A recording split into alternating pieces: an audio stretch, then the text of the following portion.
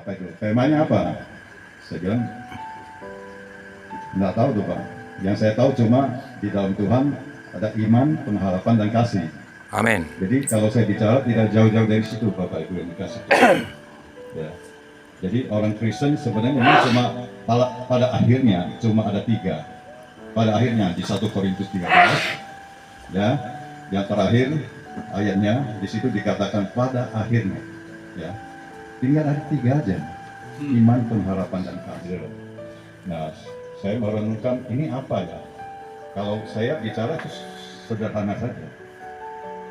Paling pertama itu iman. Ya, makanya saya bilang Pak Son, saya belum kasih tahu tuh. Jadi judulnya aja Pak. Ya. Judulnya adalah iman yang benar. Amin. Gitu loh. Saya berpikir iman, pengharapan, dan kasih. Jadi saya mesti bawakan iman dulu. Kalau tanpa iman tidak satu orang pun terkenal di hadapan Tuhan. Itu iman yang paling penting. Nah sekarang kita berbicara iman. Semua gereja hamba Tuhan dimanapun Bapak Ibu bersekutu di dalam gereja maupun doa tetap itu mengenai iman. Ya, mau bicara seperti apapun tetap iman yang harus diperhitungkan. Nah saya berpikir iman itu harus iman yang benar. Gitu. Kalau kita tidak punya iman yang benar, kita akan diombang-ambing Bapak Ibu yang dikasih. Karena saya sudah lama mengikuti gereja, banyak gereja saya ikutin, banyak ibadah juga saya ikutin, dan saya sudah 30 tahun lebih menerima Tuhan. Jadi saya melihat setelah makin hari saya makin mengenal firman Tuhan, makin saya belajar dan bergumul di dalam firman Tuhan. Ternyata tidak semua iman saya melihat itu benar. Gitu loh. Nanti akan saya bukakan. Berarti kalau judulnya iman yang benar, pasti ada iman yang tidak benar.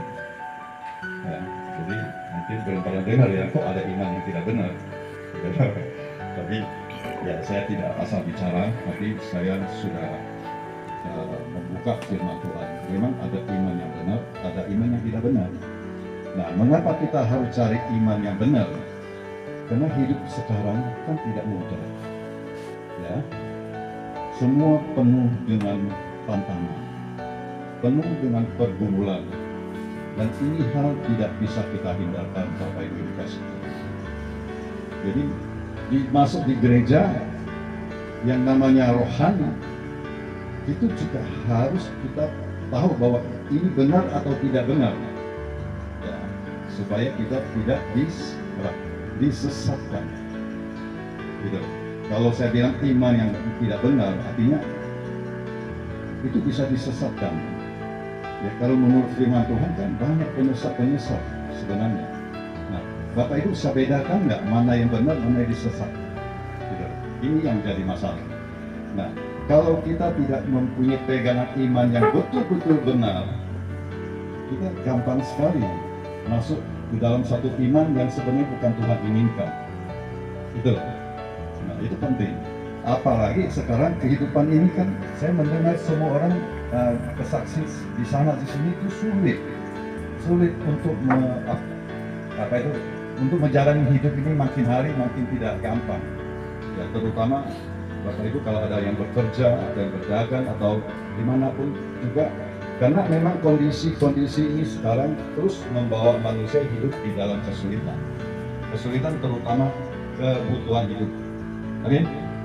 Nah, kita tidak bisa terlepas dari hidup seperti ini. Kita tidak bisa lari dari itu. Makanya saya penting untuk berbicara, untuk menegakkan Bapak Ibu dengan tetap tegak lurus berdiri dengan iman yang benar. Amin. Amin. Ini penting sekali. Kalau tidak, kita bisa tanpa kita sadari kita terseret dengan hal-hal yang tidak benar. Dan terutama mengejar kebutuhan di dalam kehidupan sekarang. Amin. Jadi orang bisa pakai dengan cara apapun, dia mendapatkan apa itu? Mendapatkan apa yang dia inginkan. Mau di dunia usaha, mau di dalam pekerjaan, mau di dalam rumah tangga, maupun di dalam gereja. Orang banyak yang mencari kebutuhan seperti apa yang dia inginkan. Nah, ini masalah. Mestinya kalau di gereja, di dalam Tuhan, harus mencari apa yang dikehendaki Tuhan. Sudah mulai mengaku dan hati percaya. Amin. Nah, ini berarti sudah lewat nih. Jadi poin yang kedua. Jadi sekarang poin yang ketiga. Setelah mulut mengaku dan hati percaya, itu belum lengkap. Jadi setiap orang yang percaya dan mengaku itu dia harus dibaptis. Ya. Sampai baptisan ini semua sudah dibaptis ya. Nah, jadi ini melengkapi.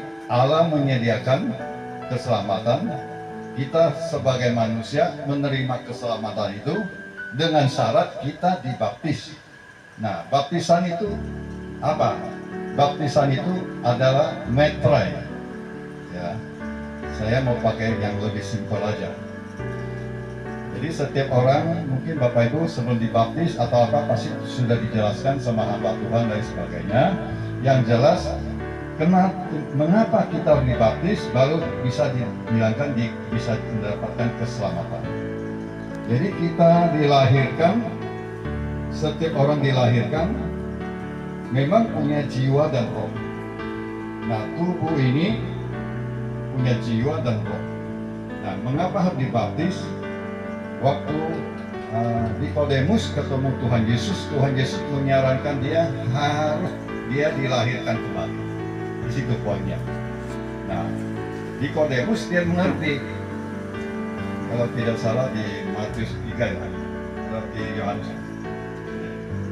Jadi ketemu sama Tuhan Yesus, Nikodemus, terus Tuhan Yesus bilang kamu harus lahir baru. Ya itu Yohanes 3 bukan Matius. Itu dia Nikodemus adalah seorang pengajar, tapi Tuhan Yesus suruh dia untuk lahir baru, dia tidak mengerti. Tidak mungkin dibilang Tuhan, saya sudah tua, kok bisa kembali ke perut ibu saya dilahirkan lagi. Nah, Tuhan Yesus berbicara secara rohani, dia tangkapnya secara jasmani. Nah, di sini juga Bapak Ibu ngerti. Kalau Bapak Ibu sudah dibaptis di dalam nama Yesus, artinya Yesus susah membawa kita hidup baru. Sekarang saya mau kasih tahu, ini perlu dijelaskan sedikit supaya kita punya iman yang benar. Jadi dalam 1, 2, 3 poin ini sampai ke baptisan, bahwa kita sudah diselamatkan bukan karena kita hanya percaya, bukan kita hanya mengaku, tapi kita dimeteraikan roh kita oleh rohnya Tuhan. Itu baru dikatakan lahir baru. Orang tidak mengerti lahir baru seperti kita dibaptis kita menjadi orang baru. Itu salah. Yang gemuk tetap gemuk, yang kurus tetap kurus, yang cakep tetap cakep. Itu dari bukan jelek ya. Tadi bilang bocah. Jadi tetap sama manusianya. Jadi nggak ngerti, bingung apa sih yang dimaksud lahir baru. Yang suka aneh-aneh tetap aneh-aneh. Gitu loh.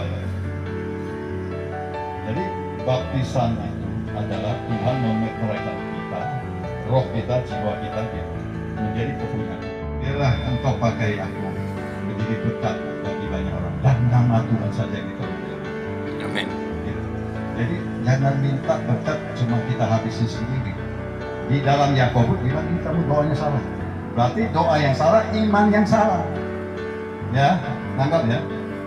Jadi saya berani katakan ada iman yang benar, iman yang salah. Ini firmannya. Yakobus bilang kamu salah doa. Gitu loh. Kamu pikir kamu doa minta-minta aja, kamu mau habisin sendiri, salah. Kamu nggak akan dapat apa-apa. Gitu loh. Jadi nangkap ya sampai sini. Ini iman yang salah. Boleh datang kepada Tuhan, boleh minta apa yang kita butuhkan. Kalau kita minta lebih boleh, tapi jangan kamu pakai buat kehidupanmu, kepentinganmu sendiri.